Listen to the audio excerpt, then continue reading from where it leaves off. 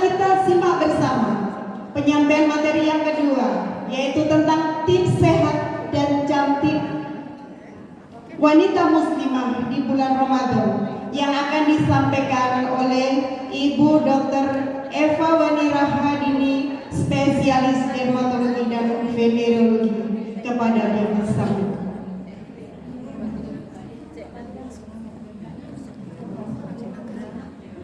Bismillahirrahmanirrahim. Assalamualaikum warahmatullahi wabarakatuh.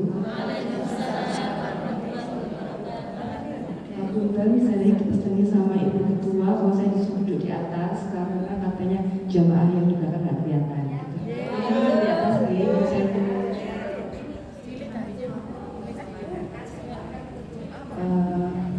pertama-tama saya ucapkan terima kasih kepada Ketua Majelis Taklim Asakina dan pengurus yang telah memberikan kesempatan kepada saya pada pagi hari ini untuk menyampaikan tentang tips merawat kulit pada bulan Ramadan gitu ya, bulan puasa. Oke, tadi sudah diperkenalkan bahwa saya adalah nama saya Eva, saya bekerja di Rumah Sakit Wafa Husada sebagai, kalau sekarang sebutannya memang SPDVE, tapi kalau dulu dikenalnya mungkin spesialis kulit dan kelamin, begitu ya. Jadi di sini saya akan menyampaikan tentang kulit yang sehat. Kalau sekarang fenomenanya biasanya ibu-ibu itu kulit sehat itu adalah kulit yang putih dan glowing. Biasanya begitu. Jadi saya bingung, kadang-kadang pasien datang kulit aslinya adalah coklat misalnya gitu ya, tapi minta putih seputih-putihnya dan glowing se-glowing-glowingnya. Itu bukannya tidak bisa ya, bisa, tapi itu malah tidak sehat sebenarnya seperti itu. Jadi biasanya itu minta, saya pengen putih kayak tetangga saya pengen putih kayak ini teman saya juga dibilang kulitnya hitam sendiri. Itu sebenarnya tidak terlalu penting untuk masalah warna kulit, tapi yang penting adalah kulit kita sehat, seperti itu. Sebenarnya apakah definisi dari kulit sehat itu? Kulit sehat adalah kulit yang terbebas dari segala permasalahan kulit, dari ruam merah, kemudian rasa gatal, rasa perih, cekit-cekit, atau kulit mengelupas, seperti itu. Itu adalah yang dinamakan kulit sehat. Kemudian ciri-ciri kulit sehat yang pertama yaitu warnanya merata, jadi tidak belang-belang, tidak ada bercak putih, ada poek gitu ya. Terus kemudian kulitnya halus dan lembut. Yang ketiga, kulitnya kencang dan elastis. Keempat, lembab. Ini yang paling penting, lembab sebenarnya. Kemudian bariernya utuh, jadi bariernya dasarnya itu utuh gitu ya. Kemudian bagaimana cara menjaga kulit ini agar tetap sehat? Yang pertama, kita harus membersihkan wajah secara rutin. Sehari maksimal 3 kali kita membersihkan wajah, maksimal ya ini ya. Jangan lebih dari 3 kali.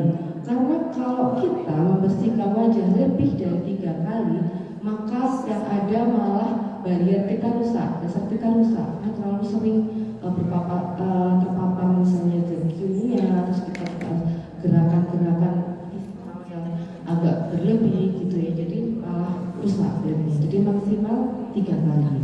Kalau kita wudhu kan jangan pakai air ya, nggak perlu yang gosok-gosok kayak gimana kalau wudhu. Jadi kalau wudhu sih masih itu hitungannya dia membersihkan aja, tapi tidak yang sampai maksimal bersihnya gitu ya.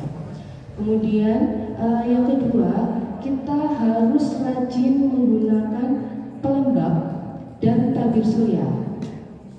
Ini biasanya yang jarang ibu-ibu tuh, oh saya di rumah aja kok, saya nggak perlu tabir surya. Itu salah.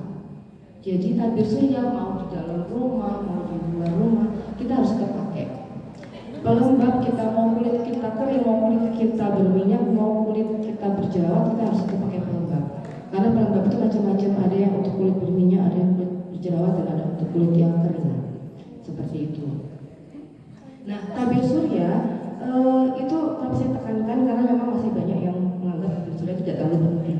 Karena tabir surya itu untuk menghalangi sinar UV, di mana sinar UV itu bukan berarti kita pakai tabir surya terus kita nggak bisa gosong kulit kita jadi glowing enggak.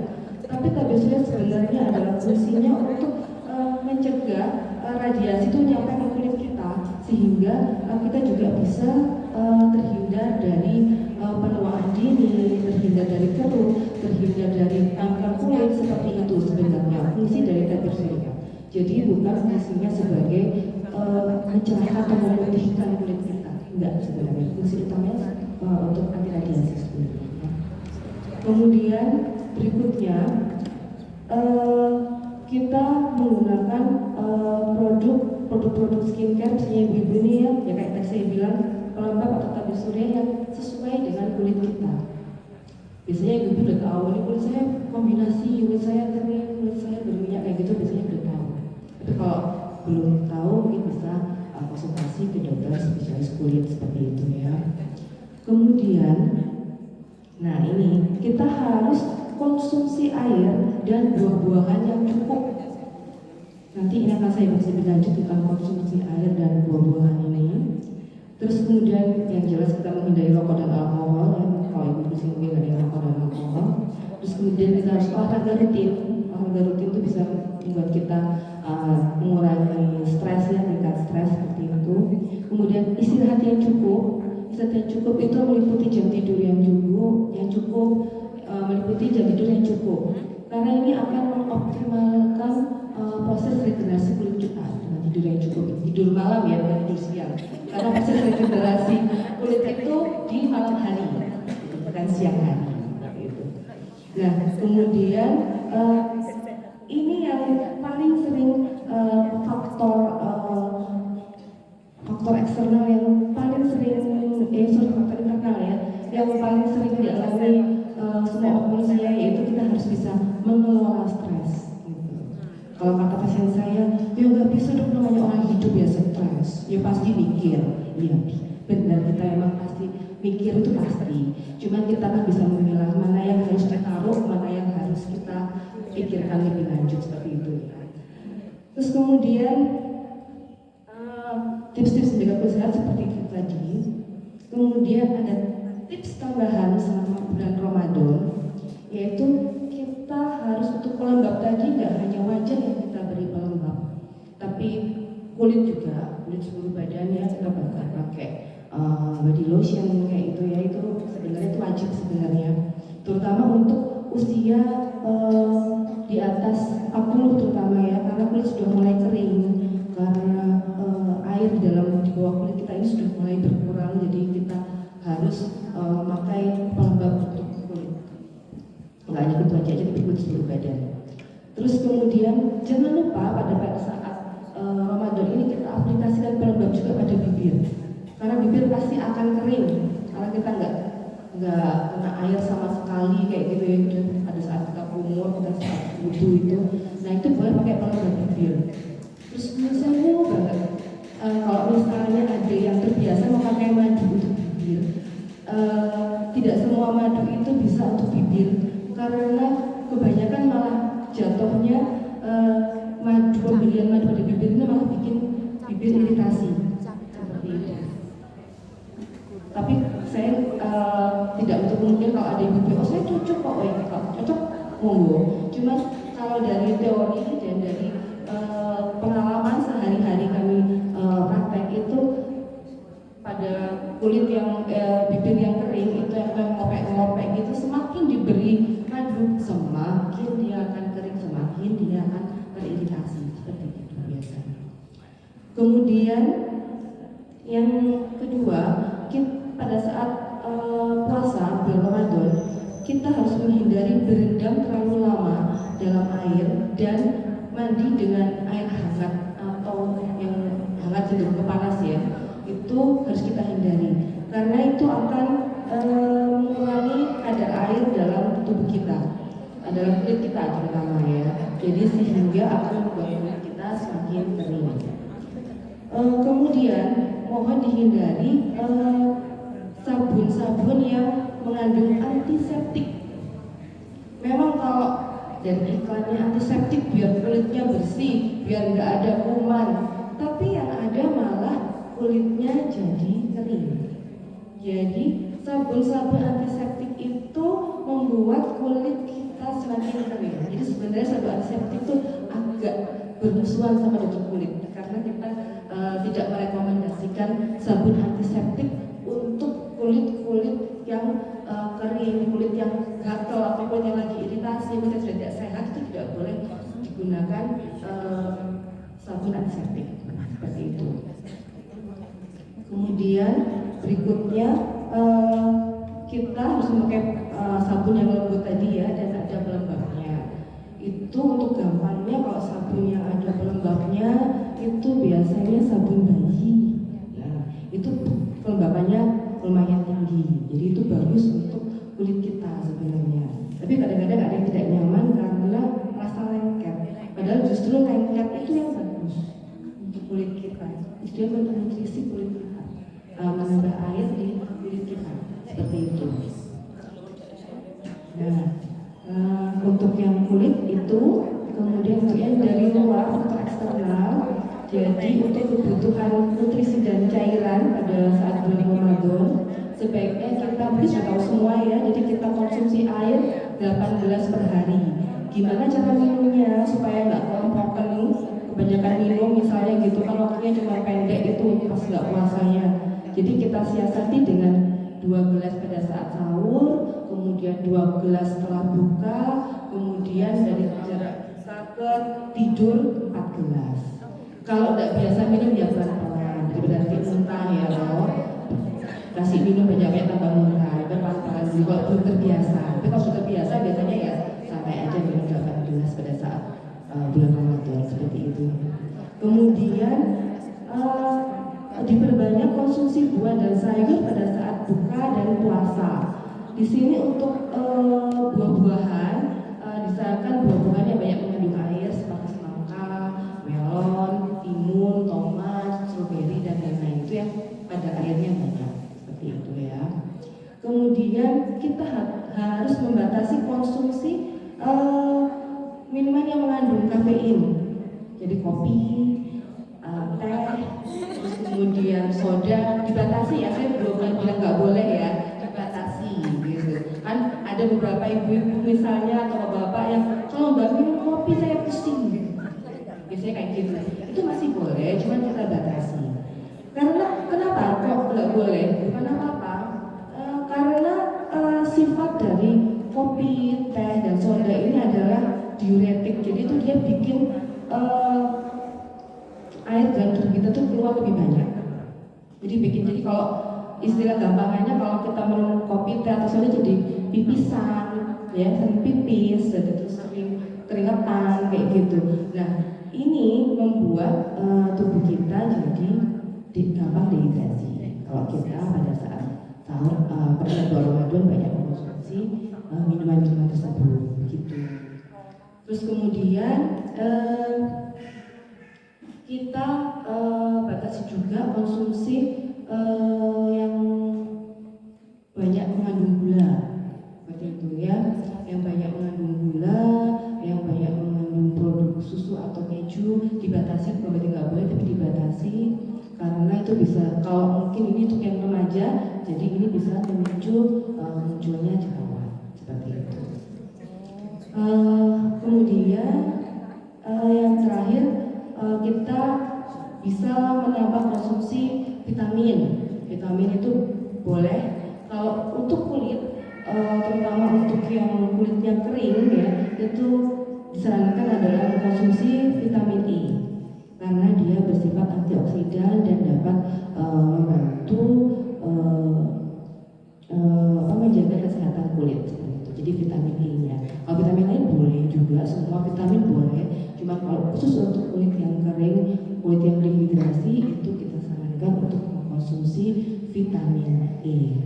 Begitu. Jadi sama bulan Ramadan ini kita tetap menjalankan perawatan kulit karena supaya kulit kita pada saat hari raya tidak tampak lelah, tidak tampak kering, tidak tampak keriput, jadinya kita tetap lebih glowing. Jadi glowing itu tidak hanya dengan krim-krim dokter saja atau perawatan-perawatan saja, tapi lebih ke arah perawatan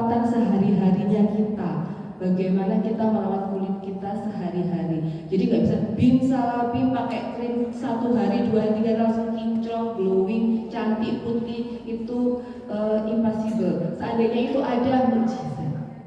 Kok saya bisa bilang gitu.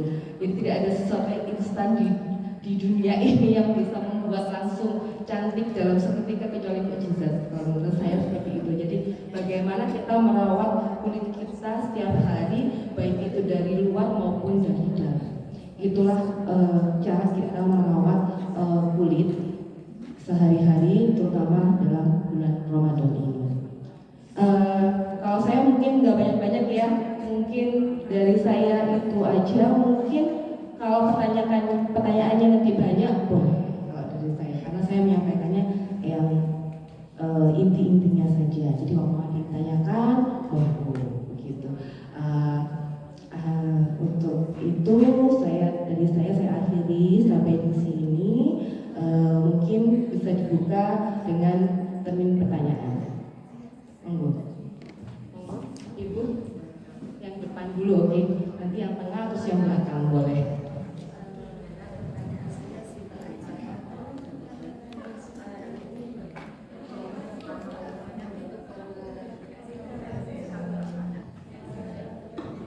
Assalamualaikum warahmatullahi wabarakatuh.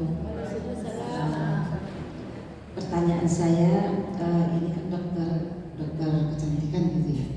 Atau dokter apa ya? Sebenarnya saya banyak sekali apanya ya. Saya nggak tahu ya ini apa. Jadi kalau sebenarnya ada, kalau sekarang yang heboh itu kan ada dokter kecantikan, ada dokter kulit, dibilang dokter kulit bukan dokter kecantikan, tapi kalau kami dokter kulit dan kelamin di situ sekarang singkatannya SPDVE, itu dermatovenereologi di kulit, dermato itu kulit, venereologi itu kelamin, E-nya estetika. Jadi kami tidak hanya kecantikan, estetika ya. Yes, baik.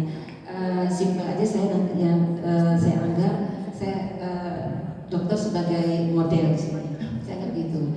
Yang saya tanyakan ini saya tanya karena kenapa saya katakan sebagai model. Saya lihat ya dokter kulitnya bagus dan bersih menurut saya dan cenderung boleh katakan sehat menurut saya ya. Nah kiat-kiatnya apa saja? Karena ini kan yang saya tahu kalau dari dokter mungkin ada seperti obat yang harus kita pakai atau yang boleh seperti untuk yang di luar itu tidak apa ya segalanya itu mungkin dokter tahu untuk disarankan untuk kita yang sebenarnya saya sudah usia 58. Nah kira-kira apa saja dan mungkin kalau seperti untuk bedah yang lain-lainnya itu karena pernah kita ada tausiah dari salah satu ustazah. Nah itu katakan kalau saya pakai yang produk yang kira-kira tidak tembus untuk sholat kan tidak boleh, tidak diperbolehkan. Nah kalau kita pakai yang misalnya cocoknya dengan kulit kita itu yang produk tersebut yang tapi tidak bisa untuk sholat kan gitu, itu bagaimana mohon sarannya nanti mungkin nanti bisa bukan untuk saya dan untuk ibu yang lain. Terima kasih. Oke, terima kasih. Assalamualaikum warahmatullahi wabarakatuh. Saya jawab dulu ya. Monggo langsung dijawab. Takutnya lupa kalau Ya, monggo langsung dijawab. Jadi ini berarti pertanyaan ibu adalah khususnya pada pemakaian bedah atau foundation yang waterproof ya, yang tidak tembus air begitu. Kalau dari saya itu kan memang kalau setiap hari kita pakai dalam 24 jam atau 12 jam kita pakai foundation. Kalau untuk yang waterproof itu memang ada sebenarnya yang bilang tidak boleh, ada yang bilang boleh gitu ya. Tapi saya belum mencari lebih dalam lagi tentang hadisnya. Mungkin sudah sini mungkin ada yang tahu. Tapi ada kalau dari kami itu ada beberapa pendapat meskipun dia waterproof tapi dia masih tetap masuk sebenarnya, masih tetap bisa masuk ke kulit. Meskipun dari iklannya airnya gini terus saya jatuh gitu ya, tapi sebenarnya itu sudah ada yang masuk ke pori-pori kulit kita kayak tembok ketutup gitu terus kita nggak bisa masukkan itu enggak gitu, jadi itu masih bisa masuk gitu. Meskipun istilah kita menutup pori, iya, tapi masih ada yang kecil yang masih bisa masuk seperti itu. Tapi ada beberapa yang kalau mau sholat dia dibersihkan dulu itu ada, tapi kan ribet kadang-kadang kayak gitu. Itu seperti itu kalau dari saya. Untuk bedak terutama seperti itu. Atau kalau enggak ya lebih baik tidak memakai. Kalau ragu-ragu lebih baik tidak memakai yang waterproof. Gitu. Untuk kiat-kiatnya tadi udah kan? Oh, kiat-kiat. Iya. Di usia kita yang 17 tahun ke atas ya. 17 tahun ke bawah ini. Oke, kalau kiat-kiatnya seperti tadi yang saya bilang, jadi yang tidak boleh skip adalah membersihkan wajah, memakai pelembab dan memakai tabir surya, itu yang paling gampang. Itu yang paling gampang.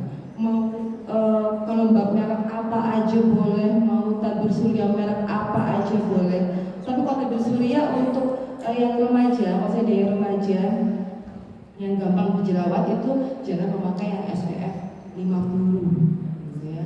SPF 50 jangan dipakai karena itu akan menutup pori-pori, menyumbat pori-pori dan bikin jerawatan. Terus kemudian bukan masalah rendah tingginya SPF, tapi masalah kita mengulangnya tiap 2 jam.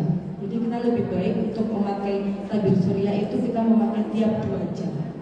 Itu jadi misalnya kita pakai habis subuh kita udah dandan, udah pakai nggak dandan sih ya, udah pakai pelembab, udah pakai tabir surya, kita siap-siap mau ke pasar, misalnya ke pasarnya pagi banget gitu, itu nanti 2 jam lagi itu kita wajib menambah tabir surya kalau kita mau keluar lagi atau kalau kita di rumah dan sinar matahari kayak gini pun dari angin-angin gini nih sinar UV tetap masuk gitu.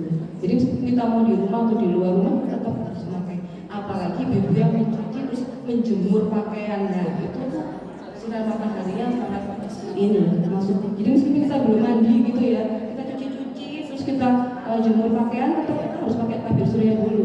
Dibilang endel nggak apa-apa, tapi yang penting tabir suryanya itu kulit kita terlindungi dari sinar UV seperti itu. Yang kiatnya seperti itu sebenarnya, rajin membersihkan mata, pakai pelembab sama pakai tabir surya. Terus terang, saya tuh orangnya paling males pakai krim malam, paling males pakai krim malam. Cuman saya kalau mau tidur tetap harus bersihkan mata seperti itu, pakai pelembab ya. Tapi kalau pakai krim malam tuh saya kadang iya kadang enggak gitu. Udah bagus dikit kulitnya udah males lagi pakai krim gitu. Kalau enggak saya harus mencoba-coba krim-krim yang dari pabrik-pabrik yang menawarkan pakai ini, jadi kita kadang harus mencoba sampai kadang-kadang bingung juga mana yang belum dipakai, mana yang belum di ini gitu ya. Jadi kalau perawatan sendiri yang pasti adalah membersihkan wajah, memakai pelembab dan memakai tabir surya. Kalau saya pribadi seperti itu. Apakah ada obat atau vitamin katanya supaya kulitnya tetap kenyal dan kencang? Seperti ada. Oh seperti agar-agar kan? Kenyal. Jadi gini, untuk kulit itu tuh ada bawaan sendiri-sendiri ya. Jadi ada yang kulitnya kering, cenderung kering, ada yang kulit cenderung berminyak, sampai usia 40-50 tetap berminyak itu ada saya ya. Terus kemudian ada kulit yang kombinasi di area T aja yang berminyak, di area yang sekitarnya kering itu seperti itu jadi bawaan sendiri. Nah kalau untuk yang kulit berminyak ya kita siasati dengan rajin bersihkan muka kayak gitu ya, memakai produk misalnya pelembab bukan yang kalau saya ada iklan-iklannya 5 kali lebih lembab, itu malah jangan gitu, pakai pelembab yang ringan aja, yang biasa aja. Kalau untuk yang kulit berminyak, kalau untuk yang kulit kering boleh pakai yang 5 kali lebih lembab, itu boleh. Nah terus ya tadi harus banyak minum air putih, makan buah-buahan, sayur-sayuran. Kalau vitaminnya boleh vitamin apa saja, tapi untuk khusus yang kulit biasanya kita pakai yang vitamin E kayak gitu, itu boleh.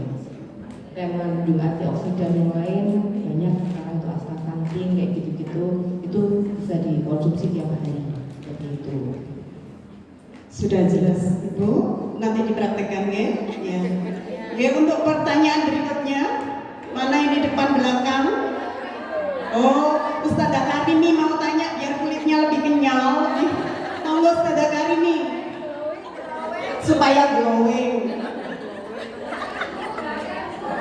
Ya, terima kasih deh. Kalau saya ditanyakan lain aja. Yang penting nanti glowing di hadapan Allah aja deh. Kalau sekarang sudah nyerah masalah dulu. Yang ingin saya tanyakan, Bu Dokter, untuk konsumsi minum sehari 8 gelas itu apakah murni air putih ataukah termasuk sayur yang kita konsumsi? Terus yang kedua, untuk khususnya saya sendiri itu kalau minum itu kalau air dingin itu agak kurang bisa nolak gitu, jadi sudah biasa air hangat dari dulu. Lah itu menurut kesehatan lebih baik yang dingin, rebusan dingin ataukah hangat itu tetap aman saja gitu. Terima kasih Dokter. Assalamualaikum warahmatullahi wabarakatuh. Waalaikumsalam warahmatullahi wabarakatuh. Makasih Bu pertanyaannya. Jadi untuk 8 gelas ini murni air ya, murni air putih. Ya bisa air putih, bisa air yang lain ya. Cuma ya tadi dikurangi yang kafein sama teh tadi ya.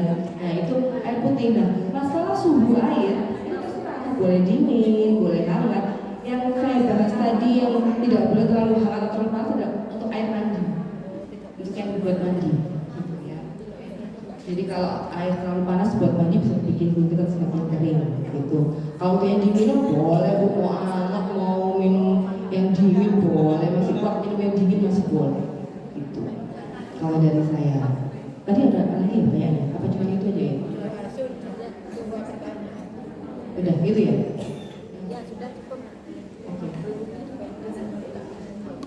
Mungkin yang lain? Sampun Bu Karen? Sudah? Oke. Sekarang kelompok tengah.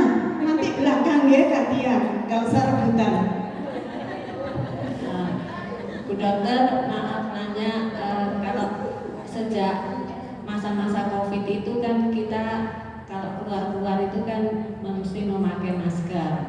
Tapi akibat memakai masker itu kenapa kok muka kita itu kadang-kadang juga timbul jadi ya setelah entah bulan atau ada efek kecil-kecil itu juga gitu. Padahal itu sudah memakai masker, sudah memakai sunscreen gitu.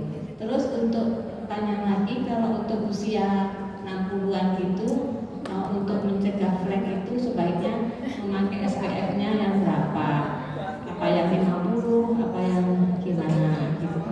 Untuk mengatasi, mencegah timbulnya flek-flek itu. Terima kasih. Oke, nah ini pada saat pandemi memang kita sering memakai masker ya. Dulu saya memberikan ini bekal tentang perawatan pada saat pandemi, itu masker itu bahannya macam-macam. Nah, ada kulit juga macam-macam. Jadi ada kulit yang sensitif sudah masker, ada yang kulit nggak apa-apa pakai masker apapun kayak gitu. Yang jelas kita harus menjaga kebersihan masker itu. Jadi masker kalau saya dulu kayak medis ya, jadi saya setiap bekerja harus pakai masker full. Nah itu tuh sehari itu kita bisa ganti 3-4 masker. Jadi harus sering, karena kalau itu ini bakteri itu kan kita mulut kita ini penuh bakteri ya sebenarnya. Nah tutup sama masker. Nah maskernya bakteri menempel di situ. Kalau kita nggak sering ganti ya kita kulitnya pasti akan sering jerawatan kayak gitu. Terus kena gesekan dari bahan masker itu bisa kering gitu ya, kulitnya kering atau iritasi bahkan seperti itu. Jadi kita harus sering ganti masker gitu. Jadi tidak merekomendasikan satu masker dipakai selama 2 hari gitu katanya. Oh masih bersih kok, itu cuma sebentar. Nah itu lebih baik setiap hari ganti. Kalau memang pakainya cuma sebentar ya. Kalau pakainya full seharian ya sehari itu harus ganti 3-4 kali masker gitu. Kalau untuk maskernya. Kemudian untuk masker bikin kulit kering ya, karena gesekan dari bahan maskernya tersebut, tergantung dari bahan masker dan jenis kulitnya. Kemudian kok masih belang? Ya karena kita tutup masker ya pasti kita belang. Kayak kita pakai jilbab yang sini putih, yang sini coklat. Itu terutama. Tapi ada juga yang meskipun pakai jilbab kulitnya rata. Nah itu bawaan dari kulitnya sendiri. Saya pribadi kulit saya ini gampang gosong. Jadi kalau kena sinar matahari, jadi misalnya saya panasan atau ke daerah yang sangat panas seperti kayak Solo misalnya Duke, beda sama Malang, itu pasti yang duluan gosong mukanya, tangannya kenapa tapi mukanya gosong. Nah itu bawaan dari kulit masing-masing. Seperti itu kita pakai tabir surya ya. Nah mungkin juga bisa karena kita gosong itu bisa karena kita malas ngulang. Kalau saya memang kadang-kadang malas ngulang sih ya, pergi-pergi sok tambah sunscreen lagi itu kan kayak malas banget gitu. Nah itu padahal seharusnya itu kita ngulang setiap 2 jam. Jadi misalnya itu saya sudah pakai sunscreennya berapa kali ya pakainya pertama pagi aja atau diulang atau habis duhur diulang seperti itu. Jadi kalau dari teorinya kita sebaiknya pakai tiap 2 jam karena sunscreen tadi kalau kena air itu kering nggak pakai air apa kayak itu dia akan luruh biasanya gitu. Kecuali yang memang waterproof untuk berenang. Tapi kalau yang waterproof kita tidak mungkin pakai untuk sehari-hari ya karena itu juga tidak bagus juga buat tubuh kita. Kecuali kita aktivitasnya berenang gitu dengan air langsung seperti itu.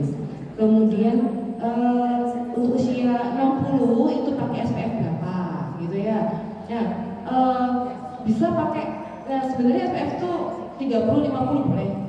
Biasanya kalau yang suka berpanas-panasan terus misalnya suka berkebun terus suka olahraga jalan kayak gitu ya di saat jam-jam panas-panasnya gitu, nah itu boleh pakai SPF 50 tapi tetap jangan lupa diulang tiap 2 jam seperti itu. Kalau untuk yang berjerawat itu baru yang SPF-nya harus di bawah 50 gitu. Kemudian cara mencegah flek itu mencegah sebenarnya dari dini gitu ya, mencegahnya jadi sering pakai tabir surya dan tidak untuk kemungkinan flek itu juga ada faktor keturunan faktor genetik. Ada lagi faktor hormonal. Jadi kalau dulunya pernah KB suntik, nah itu lebih mudah muncul flek dibandingkan yang tidak pernah KB suntik seperti itu. Kemudian riwayat dulunya pemakaian krim mungkin ya, krim online, krim apa yang tidak beretika atau tidak berbepom, nah itu juga bisa menimbulkan flek yang berlebihan seperti itu ya. Itu bagaimana? Sudah jelas Bunda? Sudah ye. Pertanyaan keempat. Belakang dulu Bunda ya. Belakang sudah mau antri nih.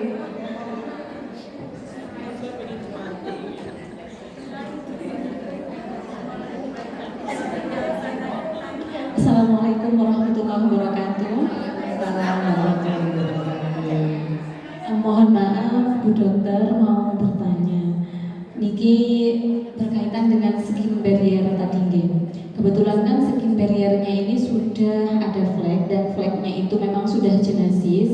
Jadi untuk disembuhkannya memang agak susah karena terlalu dalam. Kemudian ada beberapa saran ketika untuk memperbaiki fleknya itu kan memang harus diperbaiki skin barriernya terlebih dahulu.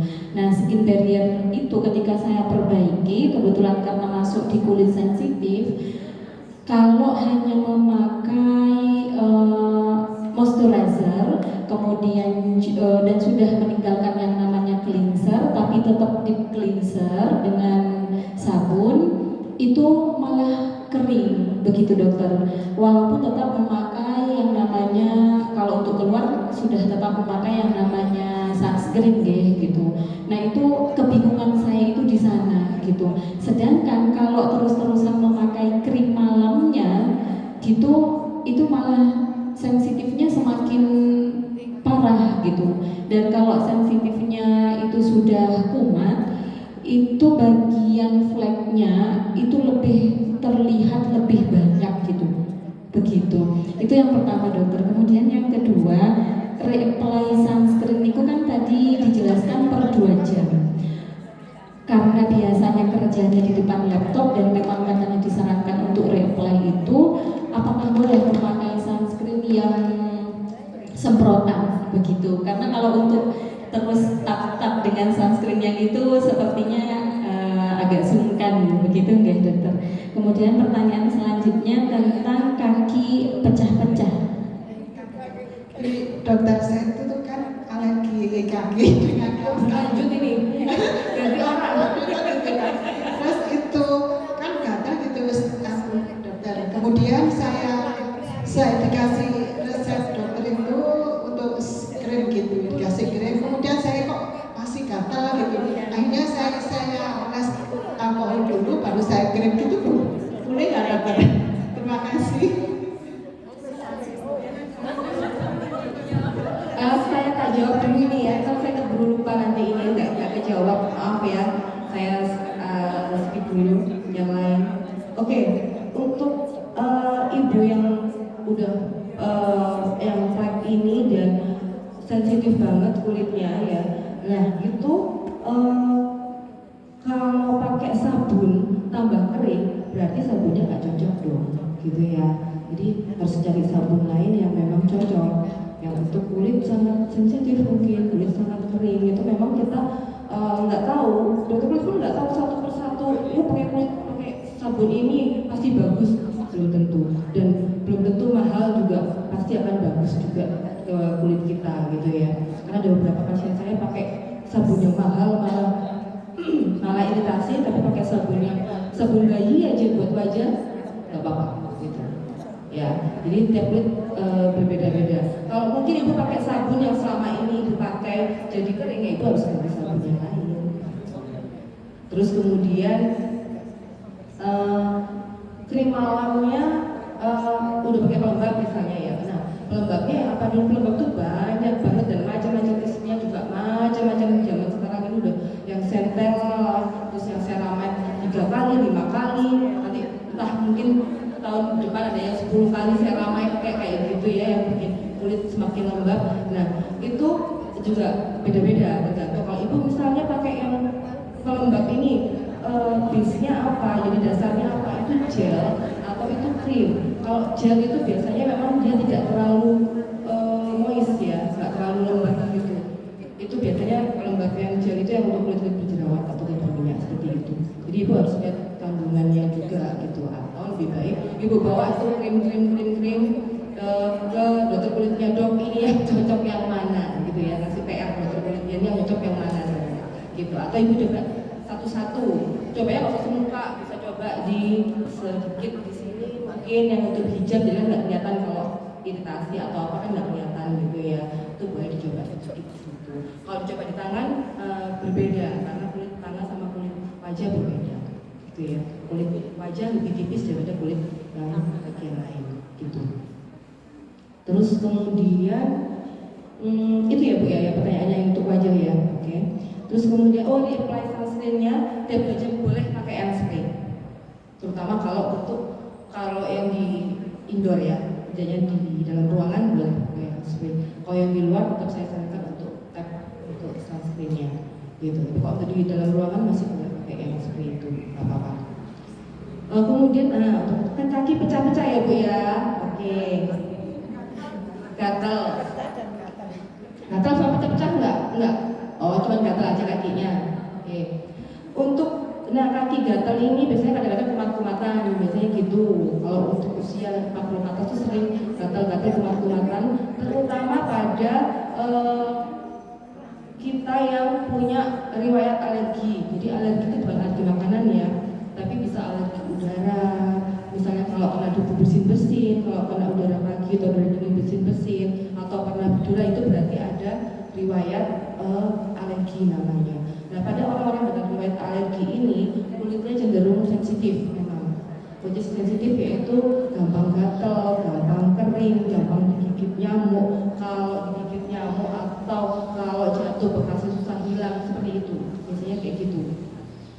Nah, kalau untuk kayak begini, ini kita biasanya usah rajin pakai lotion ya, lotionnya yang sangat lembab. jangan yang sangat cair gitu ya. Ada beberapa merek itu yang dipakai sebentar udah kering, nah itu yang kurang. Jadi lebih baik yang dipakai langsung terasa lembab. Paling bagus pemakaian lotion adalah 5 menit setelah kita selesai mandi, karena itu airnya masih ada di atas, terus kita ikat dengan lotion, jadi sehingga itu lebih lembab kulitnya, seperti itu.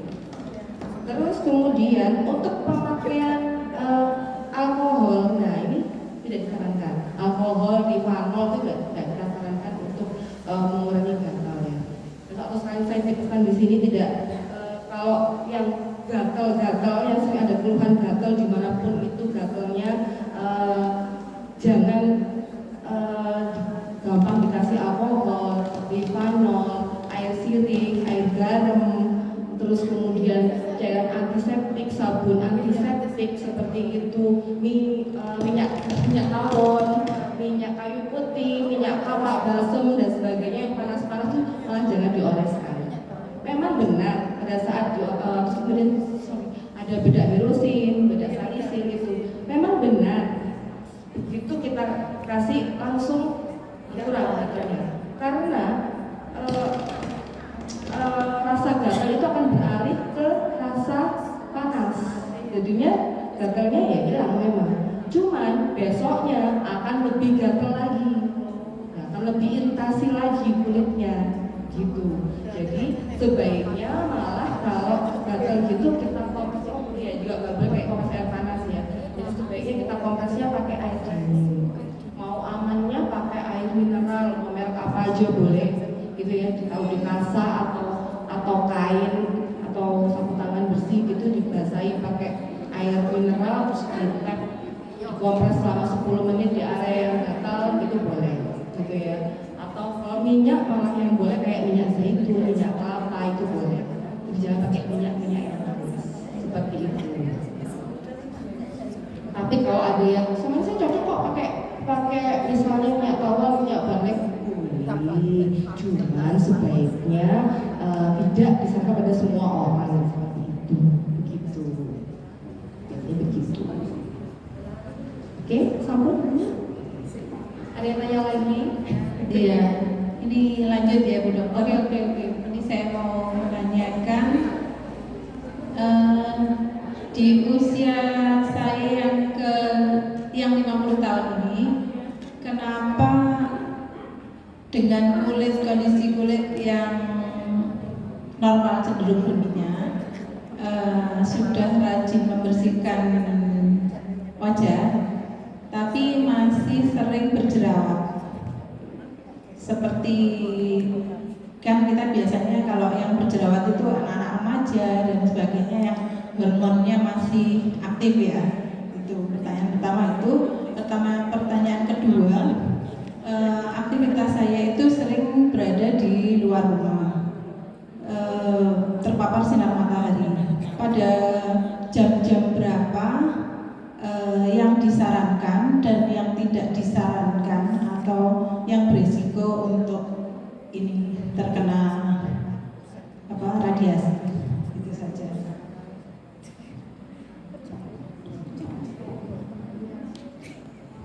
Oke, terima kasih Bu.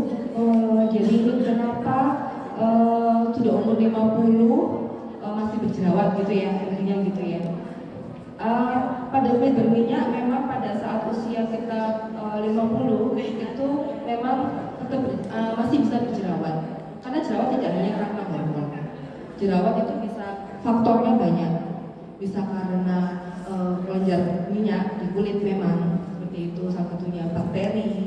Terus kemudian karena faktor psikis, stres kayak gitu. Nah, itu bisa menyebabkan jerawat gitu pada orang-orang yang memang kulitnya dulunya juga cenderung berjerawat seperti itu.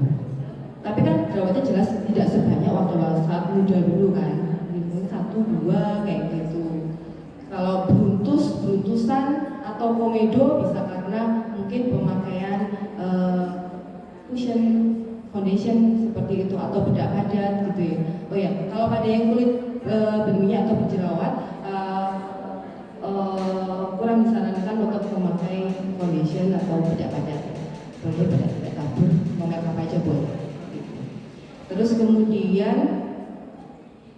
yang kedua, kalau outdoor radiasi jam berapa? Itu bisa jam 9 sampai jam 3 sore. Atas jam 3 sore udah nggak apa-apa, udah nggak radiasi.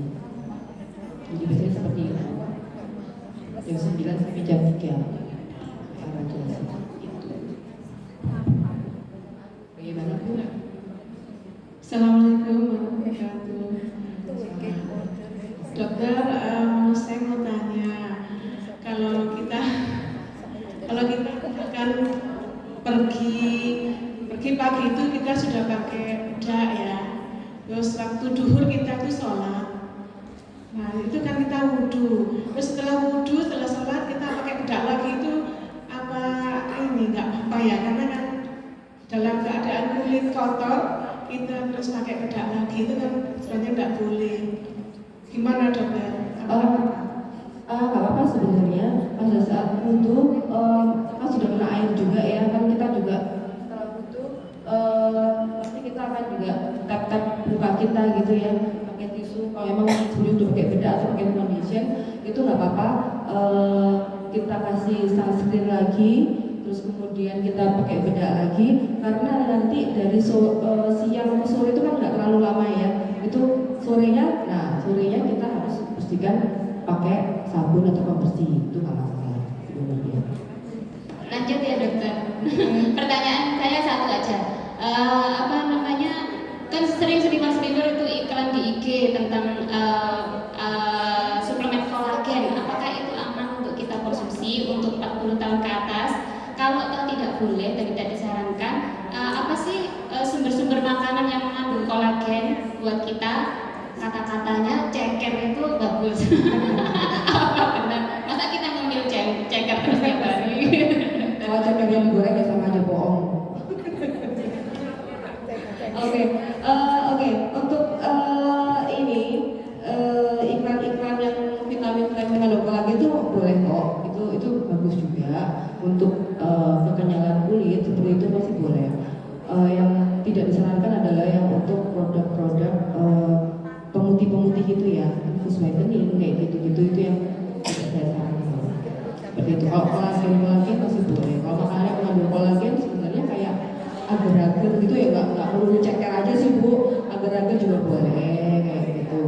Ya pokoknya makan makanan yang sehat lah ya, yang tidak mengandung gorengan kayak gitu, yang minyak seperti itu. Betul, saya juga suka gorengan kok Bu, yang enak gorengan emang. Oke, kalau memang mau hidup yang kayak kolagen gitu boleh, agar-agar itu masih bisa. Gitu ya. Kalau yang diminum vitaminnya boleh, asal bukan iklan yang tidak ber-BPOM ya. Nah, itu yang saya tidak menyarankan. Sudah ber-BPOM, kalau yang alami ya itu agar-agar kayak gitu-gitu. Itu mengandung kolagen. Yang ceker tadi juga boleh, tapi jangan digoreng. Ya, ada lagi? Satu lagi ya dokter ya, maaf, singkat padat. Saya mau tanya ini anak saya yang remaja, tapi sudah usia 20-an sih, tapi bermasalah dengan kulitnya selalu berjerawat. Apa itu faktor hormon atau faktor lainnya? Terus gimana caranya untuk bisa kulitnya bisa bagus lagi gitu dok? Makasih. Oke, kalau jerawat ini memang problematika yang sangat kompleks ya, karena sebenarnya jauh dari nyawa tapi sangat mengganggu sampai menurunkan percaya diri ya, itu percaya diri kalau jerawat ini.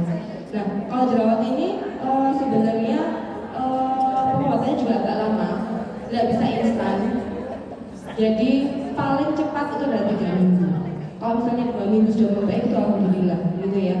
Tapi tidak bisa bersih total langsung, nggak berjerawat sama sekali enggak. Pasti tetap akan muncul selama dia haid, tetap akan muncul. Jadi dokternya nggak bisa sulapan jerawatnya akan sembuh seumur hidup, itu nggak bisa. Kalau saya bilang ya, kalau tadinya sembuh sendiri dengan tambahnya usia itu masih bisa kayak gitu. Nah sekarang permasalahan jerawatnya 20 tahun itu nggak sembuh-sembuh itu sudah ke dokter kah atau apa namanya sudah krim pakai obat apa saja atau krim apa saja seperti itu, kita harus tahu. Jadi kita harus tahu satu-satu, nggak bisa langsung saya jawab terus itu kenapa ya macam-macam. Nah kalau dia pemicunya hormon, apakah haidnya lancar seperti itu, karena kalau haid nggak lancar juga bisa mempengaruhi jerawat kayak gitu.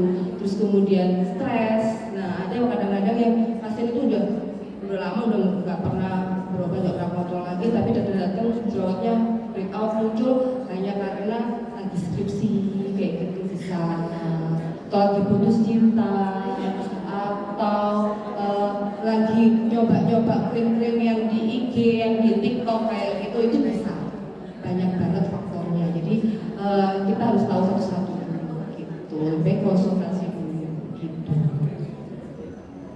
Sudah? Oke, assalamualaikum warahmatullahi wabarakatuh. Ya, oke. Ya, dokter mau tanya, kemarin tadi base dasar langkah untuk menjaga kesehatan kulit yaitu dengan rajin membersihkan wajah. Di produk-produk yang tersedia itu kan ada yang berupa sabun sama cleansing milk dan penyegarnya itu, mana yang lebih bagus dokter? Dan yang kedua yaitu jangan lupa pakai tabir surya dan pelembab. Sementara di pelembab itu kan sudah ada SPF-nya. SPF itu artinya tabir surya juga ya dokter? Ya itu misalnya kita sudah pakai pelembab yang ada SPF-nya, itu kita tetap harus pakai tabir surya apa tidak? Dan ngapunten ini ada titipan pertanyaan. Ngapunten Bu Budi nggak bisa menyampaikan titipan saya. Salam kenal Bu Dokter, saya dengan Eka Ibu. Ngapunten mau nanya ini yang terakhir mungkin ya. Oke. Kebetulan saya juga pernah memakai perawatan ke dokter. Itu pernah melakukan rejuvampir ya. Rejuvampir itu mungkin mengambil sampel darah kita yang di wajah, terus diolah kembali, diberi serum mungkin ya, terus disuntikan kembali ke wajah kita. Nah itu menurut dokter kira-kira dampaknya nanti apa, harus berulang lagi melakukan perawatan itu, terus kira-kira untuk dampak kita seperti apa dok? Terus sama satu lagi dok, kalau misalnya kita kan ada treatment kayak cyanoterapi ya, jadi intinya mungkin kayak memberikan vitamin ya dok ya ke wajah kita, itu kira-kira dampaknya juga seperti apa? Mungkin itu aja dok. Terima kasih sebelumnya, mohon maaf. Wassalamualaikum warahmatullahi wabarakatuh. Oke.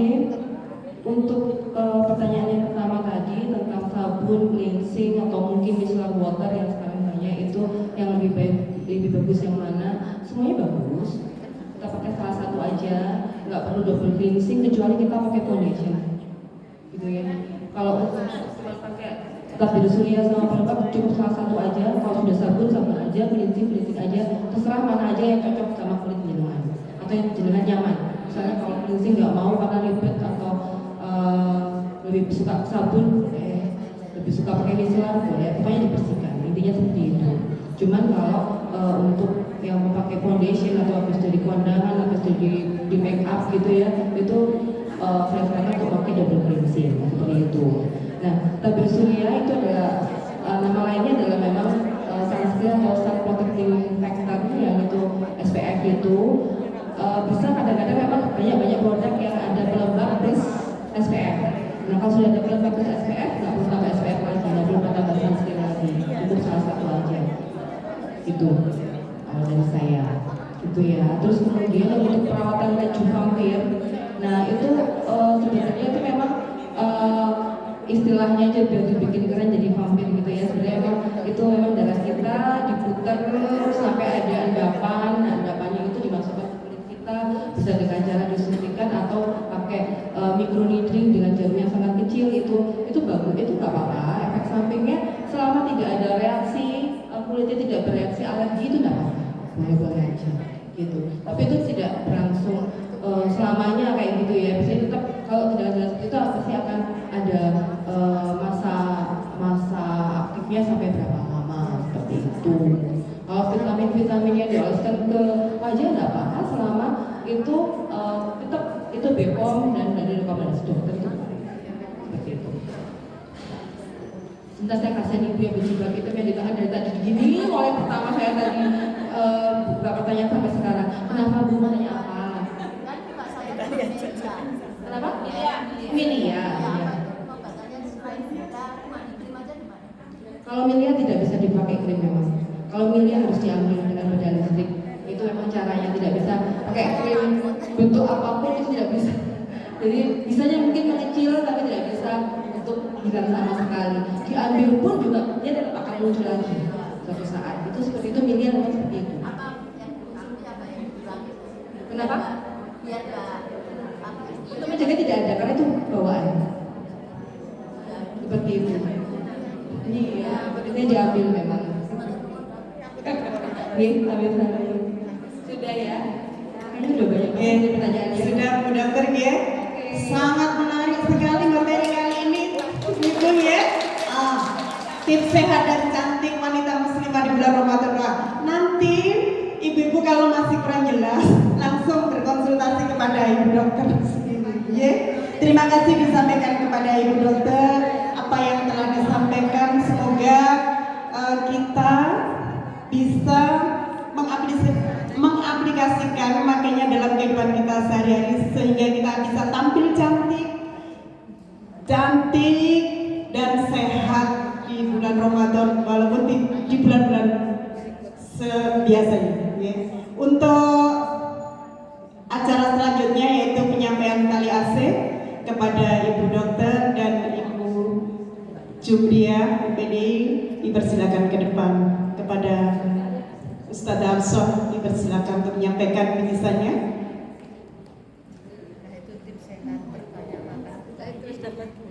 Monggo Bu Dokter berkenan di depan lagi.